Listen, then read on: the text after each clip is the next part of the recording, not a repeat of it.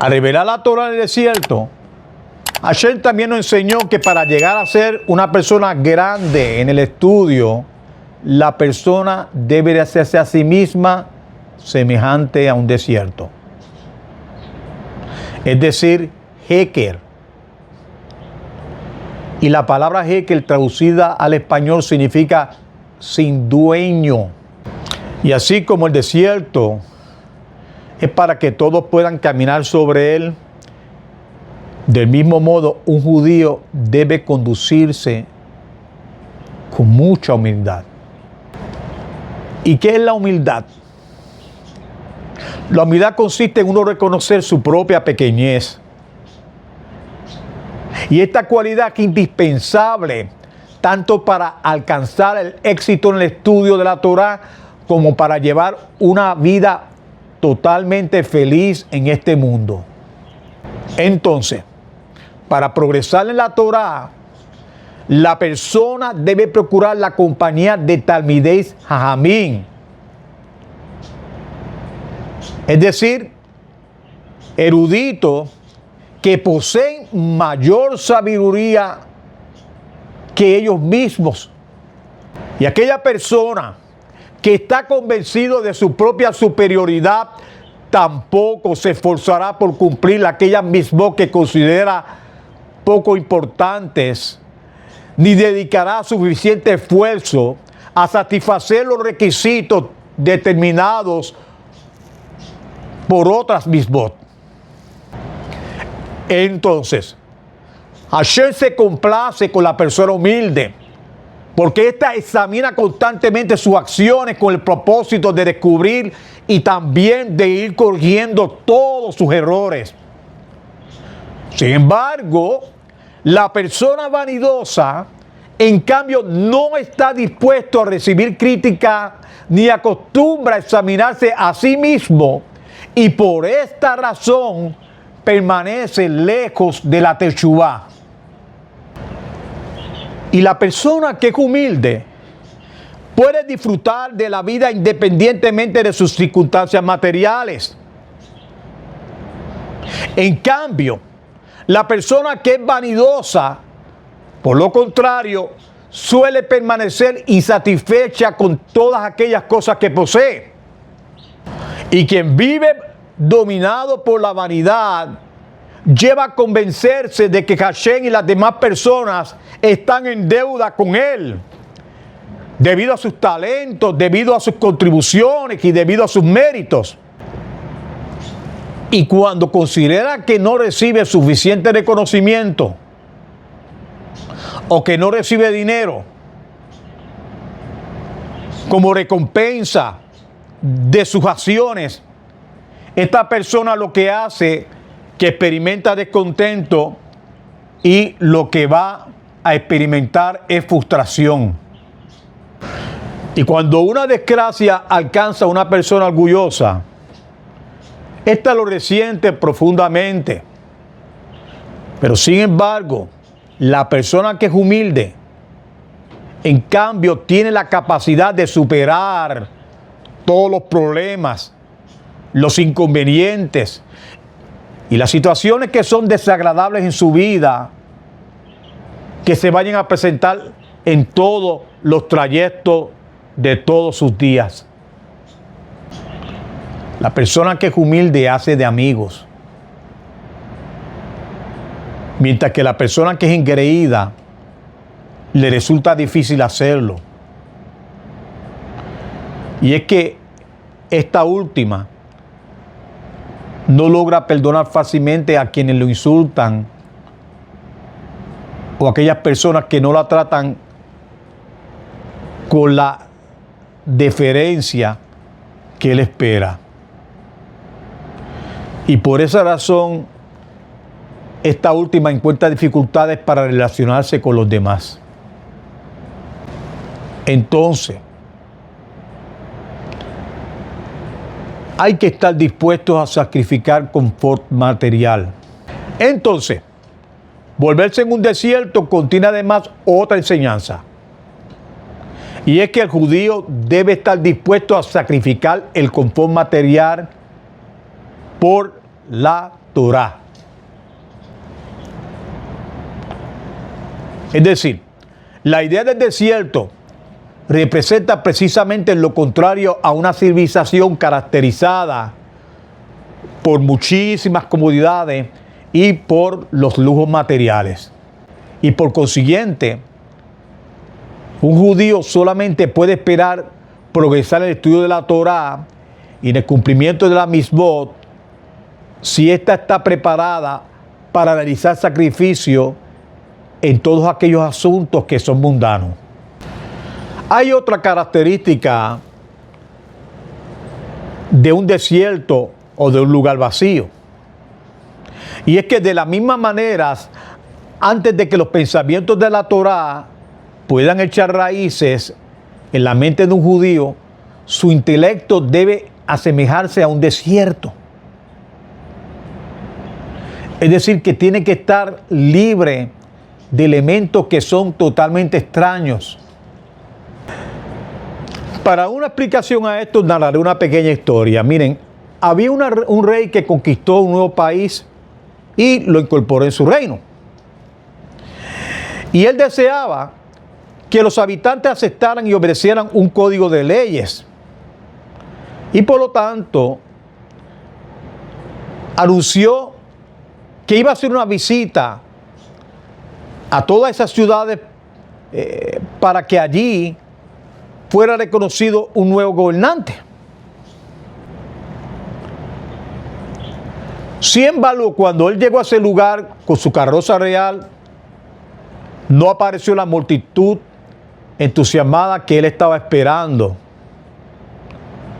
Y lo cierto es que el rey recorrió todas las calles, todos los caminos, y él observó que todas estaban vacías.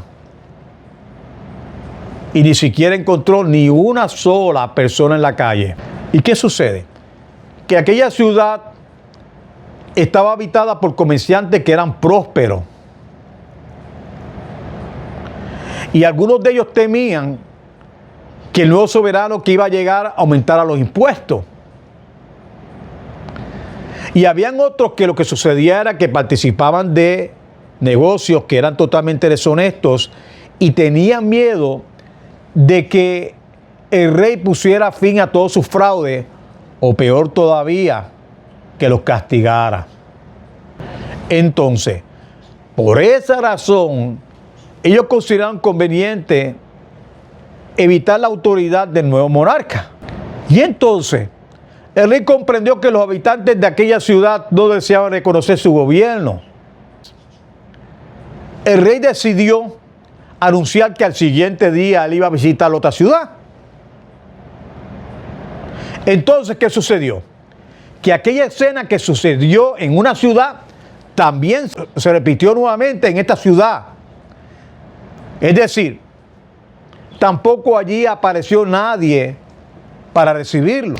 Entonces el rey comprendió que los ciudadanos prósperos de aquel territorio que estaba recién conquistado, ellos no deseaban someter su voluntad a su autoridad y que tenía que buscar seguidores entre aquellos que habían sido menos afortunados. Y por ello, él volvió a anunciar su llegada. Y esta vez en la cercanía de ciudades que estaban devastadas, es decir, cuyos habitantes habían perdido todas sus propiedades, todas sus fortunas. Y cuando aquellas personas desposeídas escucharon que el rey se acercaba, se llenaron de tanta alegría. Para ellas, la llegada de un monarca representaba esperanza para su futuro. Es decir, ellos pensaron que él podía invertir recursos para reconstruir sus hogares, sus granjas, que estaban totalmente destruidas, y también que podía emplearlo al servicio de ellos. Y ellos no poseían dinero que el rey pudiera confiscarles. Y tampoco ellos participaran en negocios ilícitos que él pudiera desaprobar. Y así como llegó la mañana, una multitud jubilosa se reunió para recibir al rey. Y de manera semejante, cuando Hashem buscaba un lugar apropiado para revelar su Torah, se aproximó primeramente al Mar Rojo.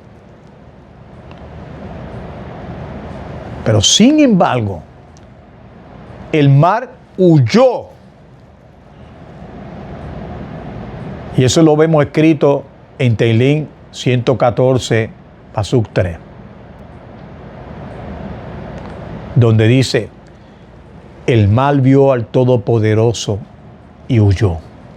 Y es que lo cierto es que el mal sentía vergüenza de presentarse ante la Shejiná, porque junto a su orilla estaba ese gran ídolo conocido con el nombre del Baal Zephón, que era un ídolo que adoraban los egipcios. Entonces, Hashem consideró que las montañas pudieran ser el lugar para su entrega de su Torah. Pero las montañas saltaron como carneros. Y la razón por la cual ellas huyeron eran porque sabían que no eran dignas de participar de tal revelación, ya que sus costumbres habían sido que en ellas habían sido colocadas estatuas idólatras. Y finalmente, la Shejiná se acercó al desierto y el desierto no retrocedió. El desierto podía recibir al Todopoderoso sin temor, sin ninguna vergüenza. ¿Por qué? Porque estaba completamente desnudo, sin ninguna mancha producida por la adoración de ídolos. Y fue esta la razón por la cual Hashem escogió el desierto para Matán Torah. Y esta alegoría transmite una enseñanza. Y es que un judío solamente puede adquirir la sabiduría de la Torah si primero prepara su intelecto para que pueda recibirla. Debe de apartar su mente de todo pensamiento ideal y todo deseo que sea contrario a la Torah. Es decir, tiene la obligación de convertir su mente en un desierto. Y entonces de esa manera la Shejiná puede entrar. Vamos a hablar de otra cosa. ¿Cuál es el procedimiento de si un marido sospecha que su esposa ha cometido adulterio? Si un marido le ha advertido a su esposa que no se recluya, oiga bien, con tal persona, y posteriormente dos testigos observan que efectivamente ella se recluyó en privado con ese mismo hombre durante un periodo de tiempo suficiente como para haber perdido su deshonra, la mujer queda prohibida para su marido hasta que se le apliquen las leyes conocidas como leyes de Sotá.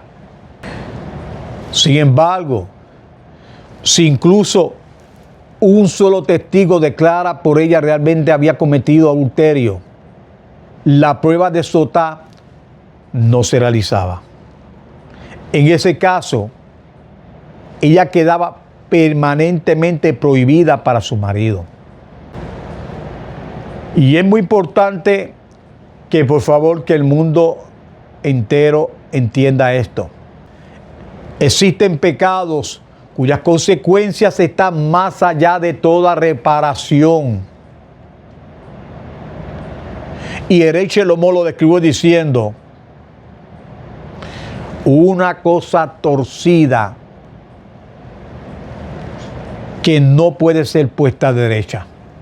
Y eso nosotros lo vemos en Coelet 1:15. Y uno de estos casos es el pecado del adulterio cometido con una mujer que sea casada. La mayoría de las transgresiones pueden ser reparadas. Por ejemplo, El dinero que es robado puede devolverse. Y una persona que ha sido secuestrada puede ser recuperada. Sin embargo, no existe una manera de reparar completamente el pecado de adulterio. Aunque posteriormente el adúltero lamente profundamente lo que él hizo, no tiene forma de lograr que aquella esposa vuelva a ser permitida para su marido.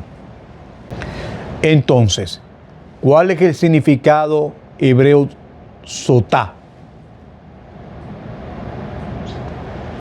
¿Cuál es el significado de esta palabra que es utilizada por la Torá para describir a una mujer sospechosa de infidelidad? La palabra sotá denota lo mismo que en español nosotros le llamamos tonto. Y esta palabra está relacionada a una raíz que expresa la idea de tontería. Esta mujer no consideró enteramente las consecuencias de su conducta. Y es aquella que se dejó dominar por el deseo, se dejó dominar por la pasión. Y si hubiera actuado con sabiduría, con temor de Hashem, habría prevalecido sobre el Yetzer Hará, es decir, sobre la inclinación al mal, y habría desistido de su acción. Ya fuera por el temor de cometer el pecado o por el temor del castigo. Y en cambio lo que hizo fue que actuó tontamente y sacrificó por un deseo momentáneo el buen juicio que le indicaba que su conducta era pecaminosa y que finalmente lo que le iba a traer serían sufrimientos.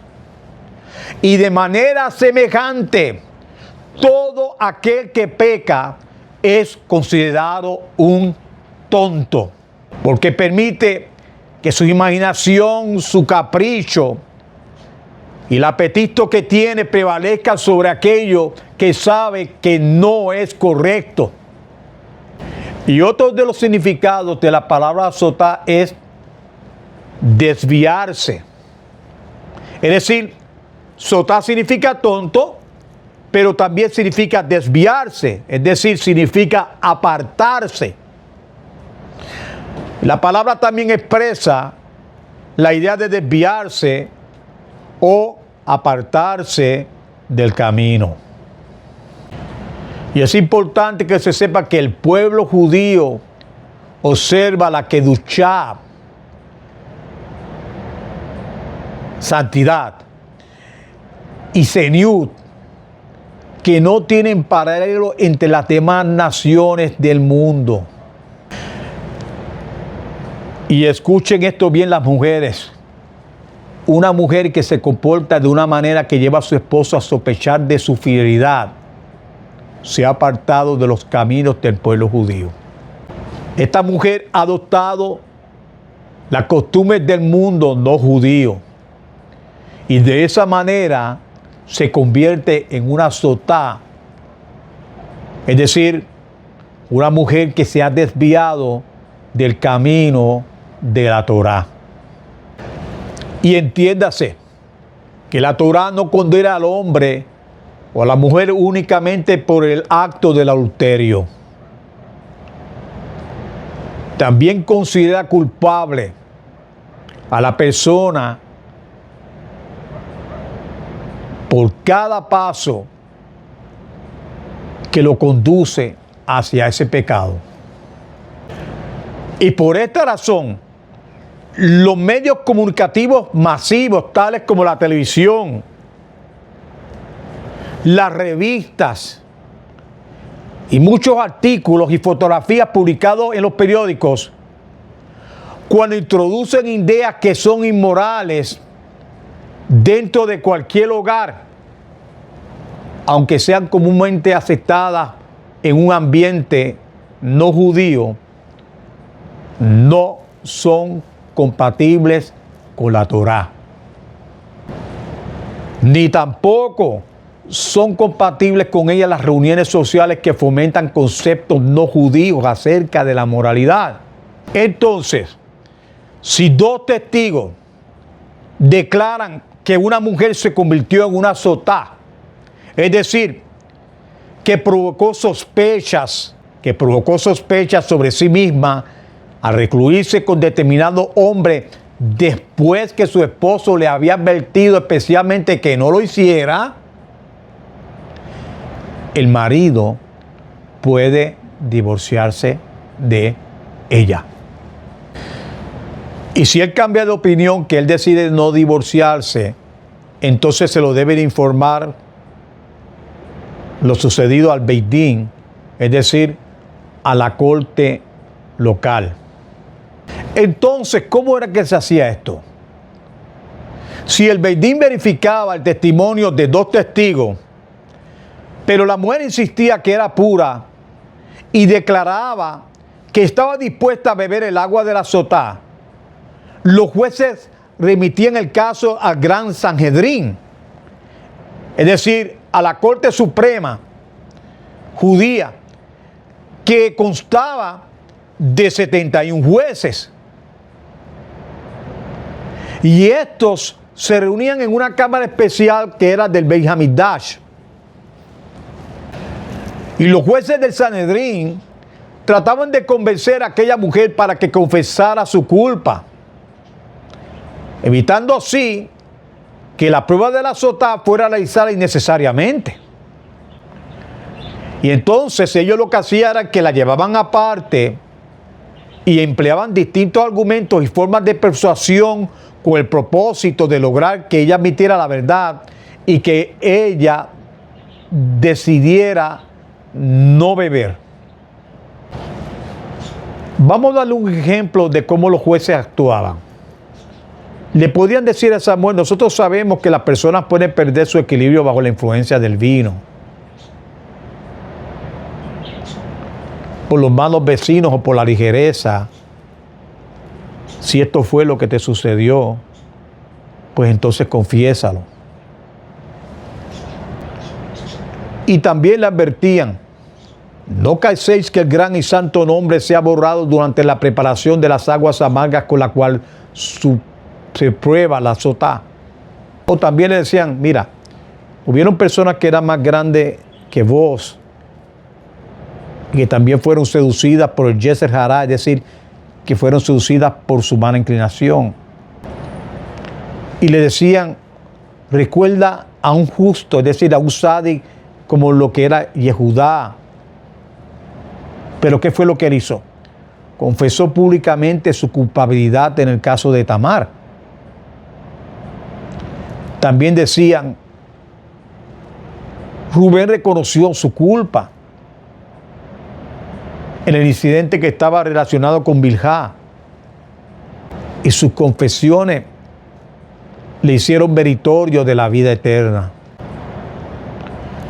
Y le decían: aprende de estas grandes personas y admite tu culpa. Y entonces, si la mujer le remordía la conciencia y admitía que había sido deshonrada, simplemente se le ordenaba abandonar a su marido y ya el caso quedaba totalmente cerrado. Ahora, si ella continuaba afirmando que ella era pura, entonces lo que hacían era que la conducían hasta la puerta oriental, que esta puerta se conocía con el nombre de Azará. Y también se le conocía como la puerta de Nicanor. Y esta puerta servía como la entrada de la Azará para que todos los que entraran pudieran verla y también que todos quedaran advertidos. Y sin embargo, miren, antes de continuar este ritual, la mujer era conducida de un lugar a otro por todo el monte del templo. De esa manera se prolongaba deliberadamente aquel procedimiento. Y la intención era que ella llegara a agotarse de una manera que ella lograra confesar su falta. Entonces, finalmente, si ella no se declaraba culpable, entonces era que ella era colocada frente a la puerta oriental, es decir, fuera de la Zara.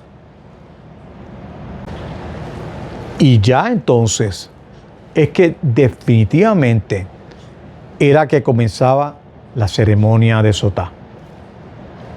Cuando nosotros hablamos de Moshe Rabbeinu, la Torá nos muestra a nosotros que Moshe Rabbeinu era extremadamente humilde.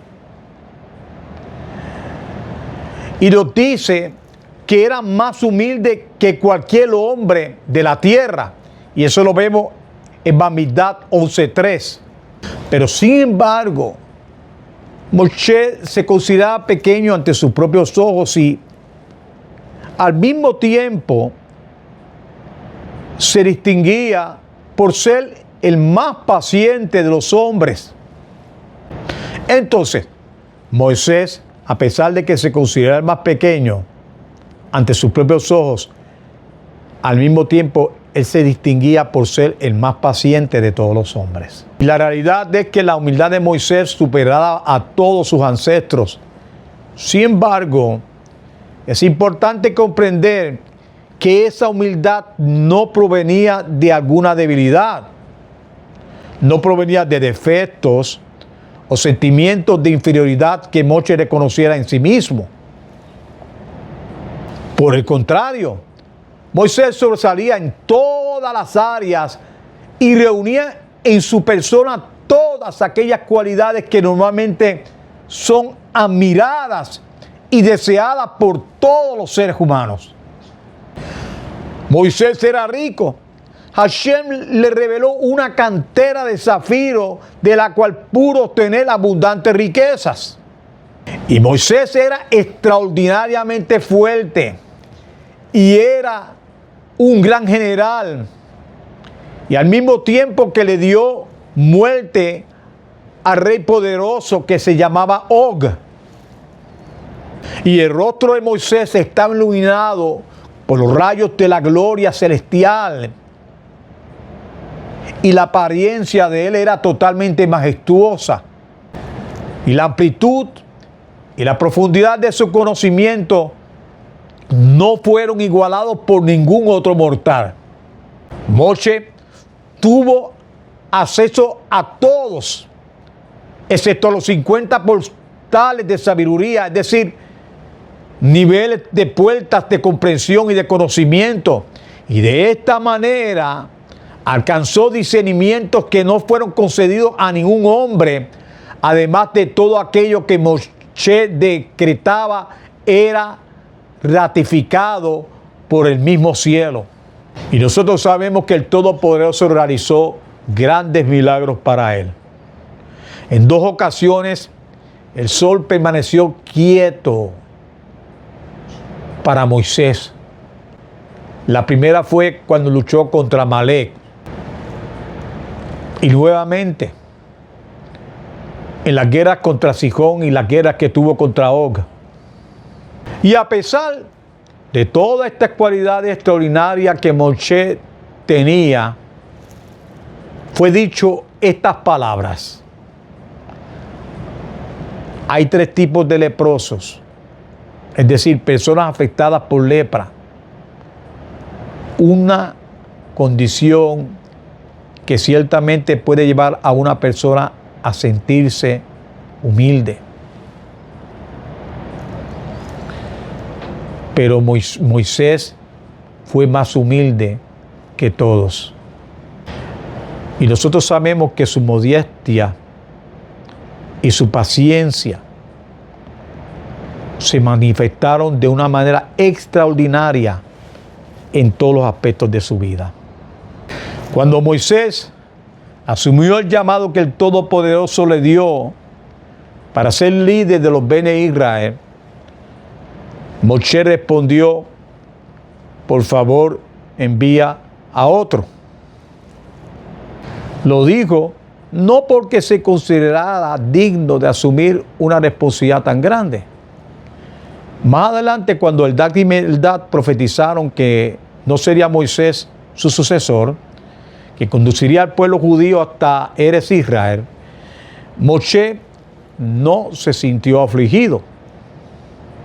Por el contrario, lo que hizo fue que se alegró que aquellos hombres que hubieran llegado a ser profetas. Y otro ejemplo extraordinario ocurrió con el caso de Corá y cuando sus hombres se rebelaron contra él. Cuando Moshe quiso hablar con los rebeldes, Datán y Abiram pudieran haberle ordenado que ellos vengan a mí, y él hubiese dicho, yo no estoy obligado a ir a de ellos. Pero él no actuó de esa manera.